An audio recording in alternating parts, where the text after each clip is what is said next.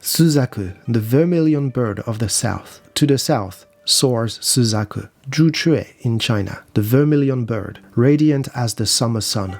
It is associated with the color red and with the fire element. While it is tempting to see it as a phoenix, the two creatures are actually not the same, since Ho-Oh is another holy animal altogether, and while they share many traits, their meaning and blessings are quite different.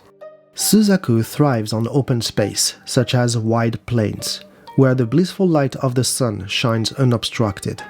When Kyoto rose as Heian-kyo, the Ogura Pond was said to represent Suzaku, and in ancient Japanese capitals, Suzaku Oji, or Suzaku Boulevard, was the name of the central street that went from the imperial palace to the southern gate of the city.